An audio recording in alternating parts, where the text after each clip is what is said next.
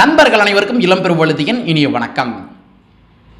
சத்தமின்றி சம்பவம் செய்த தமிழ் புலிகள் கட்சி, இந்த ஒரு கண்ணோட்டத்தில் தான் எனக்கான காணொலியை நம்ம பார்க்க போகிறோம். அதாவது தமிழில் ஒரு பழமொழி இருக்குது, நிறைக்குடம் தழும்பாது அப்படின்னு சொல்லுவாங்க. அந்த பழமொழிக்கு ஏற்றவாறு கொஞ்சம் கூட தழும்பாமல் அழகாக சிறப்பாக தரமாக ஒரு சம்பவத்தை பண்ணியிருக்காங்க தமிழ் புலிகள் கட்சியை சார்ந்தவர்கள். அது என்ன சம்பவம் அப்படின்றத இந்த காணொலியில் கொஞ்சம் டீட்டெயிலாக பார்க்கலாம். நாங்கள் படிமத்து பார்த்துட்டோம், இனி ஜென்மத்துக்கும் எங்களால் குடிய முடியாது.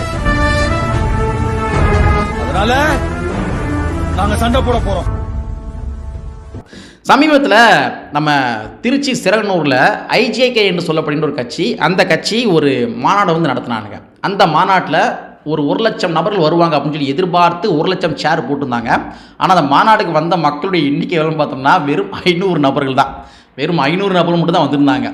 அந்த மாநாட்டுக்கு சீஃப் கெஸ்ட்டாக யார் வந்திருந்தாருன்னா நம்ம ஆட்டுக்குட்டி அண்ணாமலை அவர் தான் சீஃப் கெஸ்ட்டாக வந்திருந்தார். வழக்கம் போல் தன்னுடைய ஸ்டைலில் வெறும் சேரை பார்த்து ஆக்ரோஷமாக பேசினார் நம்ம ஆட்டுக்குட்டி அண்ணாமலை அவர்கள். இந்த மாதிரி ஒரு கூட்டத்தை என்னுடைய வாழ்நாள் நான் பார்த்தே கிடையாதுங்க அப்படின்னு சொல்லி வெறும் சேரை பார்த்து பேசியிருந்தார் நம்ம ஆட்டுக்குட்டி அண்ணாமலை அவர்கள்.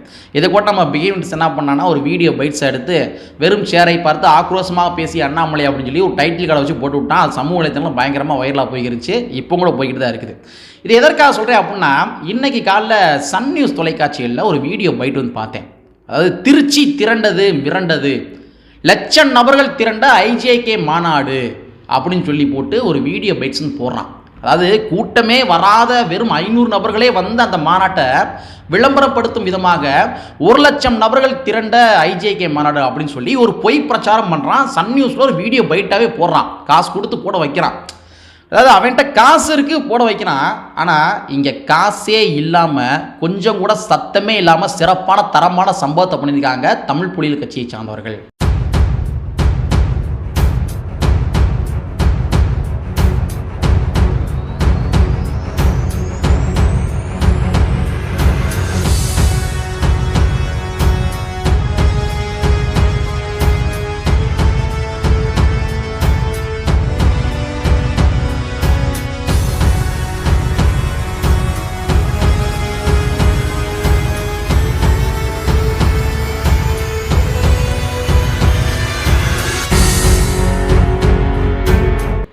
தமிழ் புலிகள் கட்சியுமே ஒரு சில நாட்களுக்கு முன்பாக ஒரு மாநாடு நடத்தியிருக்காங்க.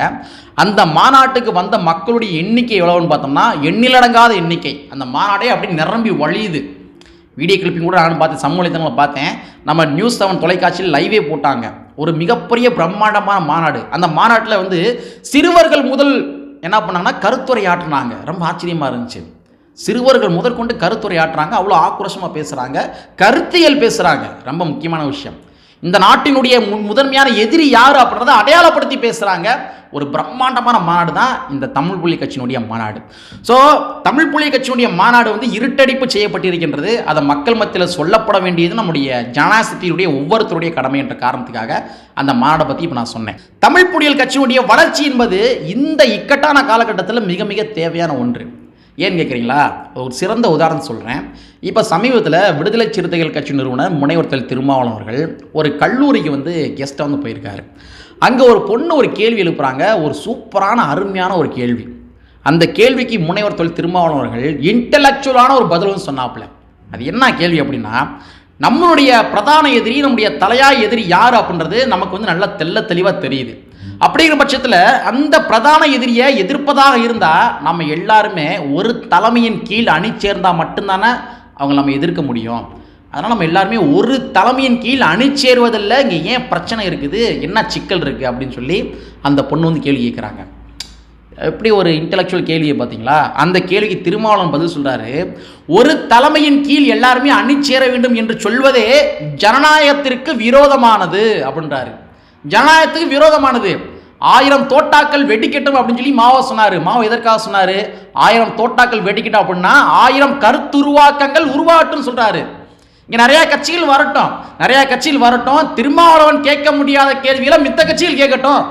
அவர் சொல்கிறார், திருமாவளவன் கேட்க முடியாத கேள்விகளை மற்ற கட்சிகள் கேட்கட்டும். திருமாவளவன் மட்டும்தான் எல்லாத்தையுமே கேள்வி இருக்கணுமா? மற்ற கட்சியுமே கேள்வி கேட்கட்டும். தன்னுடைய கொள்கை கோட்பாடுகளில் மித்த கட்சிகளுமே நிலையாக இருந்தாங்க அப்படின்னா, பிரதான எதிரியை எதிர்ப்பதில் நிலையாக இருந்தாங்க அப்படின்னா, சமரசமாகாமல் நிலையாக இருந்தாங்க அப்படின்னா அந்த கட்சி வலுப்பெறும், இல்லாட்டி நீர்த்து போயிடும் அப்படின்றாரு. திருமாவளவன் மட்டும் கேள்வி கேட்க வேண்டிய அவசியம் கிடையாது, எல்லாருமே கேள்வி கேட்கட்டும், எல்லாருமே வந்து போராடட்டும் அப்படின்னு சொன்னார். ஸோ அந்த வகையில் இந்த இக்கட்டான காலகட்டத்தில் தமிழ் புலிகள் கட்சியுடைய வளர்ச்சி என்பது பாசிச சக்திகளுக்கு எதிராக இருப்பதன் விளைவாக அவருடைய கட்சியுடைய வளர்ச்சி என்பது இன்றியமையாத ஒன்று, தேவையான ஒன்று. இன்னைக்கு எத்தனையோ ஜாதி அமைப்புகள் டைரக்டா போய் பாசிச பாஜக கூட்டணி வச்சுக்கிறாங்களே, ஆனால் தமிழ் புலிகள் கட்சி அப்படி பண்ணலையே. தன்னுடைய தலையா எதிரி யார் என்பதில் வந்து உறுதியா இருக்காங்களே.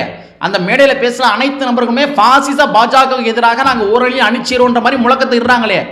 அந்த வகையில் பார்க்குறப்ப தமிழ் புலிகள் கட்சியினுடைய வளர்ச்சி என்பது தேவை என்பது இந்த தமிழ்நாட்டுக்கு தேவை. இன்னொரு விஷயத்தை சொல்கிறேன், தமிழ்நாட்டில் தற்பொழுது என்ன விதமான அஜெண்டா வந்து மேற்கொள்ளப்படுகின்றது அப்படின்னா, எல்லாருமே சுயசாதி பெருமைகள் பேசு, அவ்வளோதான். எல்லாரும் சுயசாதி பெருமைகள் பேசு, சுயசாதி பெருமைகள் பேசி, குடிபெருமை பேசி, அதன் மூலமாக எல்லாருமே தனித்தனியாக துண்டாடிப்போ, அவ்வளோதான். ஒரு ஜாதி வந்து இன்னொரு ஜாதி மேலே வந்து வன்மத்தை கக்குவதற்காக இங்கே கருத்துருவாக்கங்கள் வந்து உருவாக்கப்பட்டு கொண்டிருக்கின்றது. அதைத்தான் தற்பொழுது சீமான் அவர்கள் சமீபத்தில் ஒரு மேடையில் வந்து பேசினாப்ல. அதாவது அருந்தைதின மக்கள் மேலே பிற சமுதாய மக்கள் வந்து வெறுப்புகளை விதைக்கும் விதமாக, ஒரு இழிவுகளை விதைக்கும் விதமாக சீமான் அவர்கள் தற்பொழுது மேடையில் வந்து பேசினாப்ல. கருத்து உருவாக்கங்கள் பண்ணுறது, கருத்து உருவாக்கங்கள் பண்ணி அதன் மூலமாக எல்லா மக்களுமே பிளவுகளை ஏற்படுத்துவது. தமிழ்நாடை பொறுத்த வரைக்கும் தலித் என்று சொல்லப்படுகின்ற ஒரே ஐடியாலஜிக்கு கீழே அனைத்து மக்களுமே அணிச்சேர்ந்தா இருந்தாங்க. ஆனால் இப்போ என்ன பண்ணுறானுங்க, சீமான் போன்ற ஆட்கள் மூலமாகவும் இதர பின்ன சுயசாதி அரிப்படுத்தவர்கள் மூலமாகவும் ஒவ்வொரு கம்யூனிட்டிக்கு வந்து ஒவ்வொரு சுயசாதி பெருமைகளை பேசி அதன் மூலமாக துண்டாட வைக்கிறாங்க. இப்போ தலித் மக்களுடைய தேவைகளை பூர்த்தி செய்ய வேண்டும் என்றால் நம்ம எல்லாம் என்ன பண்ணணும், தலித் என்று சொல்லப்படுகின்ற ஒரே ஐடியாலஜி கீழே போனால் மட்டும்தான் அவனுக்கு மெஜாரிட்டி இருக்குடா அப்படின்னு சொல்லி ஆளுகின்ற அரசாங்கம் எல்லாருமே பயப்பட ஆரம்பிப்பாங்க. வாக்கு வங்கிகள் சிதறி போகின்ற காரணத்துக்காக பயப்பட ஆரம்பிப்பாங்க. ஆனால் இங்கே ஆர்எஸ்எஸ் உடைய அஜெண்டா என்ன, சீமான் போன்ற நபருடைய அஜெண்டா என்ன, இந்த ஐடியாலஜியை உடைக்கணும். தலித் என்று சொல்லப்படுகின்ற அந்த அணியின் கீழே அணி சேரக்கூடாது யாருமே. அதனால வந்து பறையரா நீ வந்து ஒரு சுயசாதி பெருமை பேசு, தேவேந்திர குல வேளாளரா நீ சுயசாதி பெருமை பேசு, அதே மாதிரி வேற என்ன சொல்றாங்க, அருந்தகின மக்களா உனக்கு ஒரு சுயசாதி பெருமை பேசு அப்படின்னு சொல்லி ஒவ்வொரு சமுதாயத்துக்குமே சுயசாதி பெருமை பேச சொல்லி அதன் மூலமாக தலித் என்று சொல்லப்படுகின்ற ஐடியாலஜிக்குள்ள சேரக்கூடாது என்ற விஷயத்துல தெளிவா இருக்காங்க. ஆனா அந்த வகையில் பார்க்குறப்ப தமிழ் புலிகள் கட்சி வந்து கொஞ்சம் தனித்துவமானது. அவங்க வந்து சுயசாதி என்று சொல்லப்படுகின்ற பெருமையின் கீழே அவங்க அணிச்சேரல, அவங்க ஜனநாயகம் என்று சொல்லப்படுகின்ற சிந்தனையின் கீழ் அணிச்சேர்றாங்க. ரொம்ப ரொம்ப முக்கியமான விஷயம், ஜனநாயகம் என்று சொல்லப்படுகின்ற சிந்தனையின் கீழ் அவங்க அணிச்சேருவதன் விளைவாக இங்கே பாசிச சக்திகளுக்கு வந்து ஆட்டம் காண ஆரம்பிக்குது. அதனை வந்து உறுதிப்படுத்தும் விதமாக அமைந்தது தான் இந்த தமிழ் புலிகள் கட்சியினுடைய மாநாடு. சிறப்பான ஒரு மாநாடு. உள்ளபடியே தமிழ் புலிகள் கட்சிக்காரங்களுக்கு என்னுடைய வாழ்த்துக்களை தெரிவித்துக் கொள்கின்றேன். இனி வரப்போகும் காலங்களில் மிகப்பெரிய ஒரு ஜனநாயக சக்தியாக தமிழ் புலிகள் கட்சிகள் வளர வேண்டும் அப்படின்றத நம்மளுடைய உரிமைக்களம் யூடியூப் சேனல் சார்பாக வாழ்த்துக்களை பகிர்ந்து கொண்டு கற்பி ஒன்று சேர் புரட்சி செய்கின்ற புரட்சி நண்பர் வரையை கூறிக்கொண்டே நிறைவு செய்கின்றேன். நன்றி, வணக்கம்.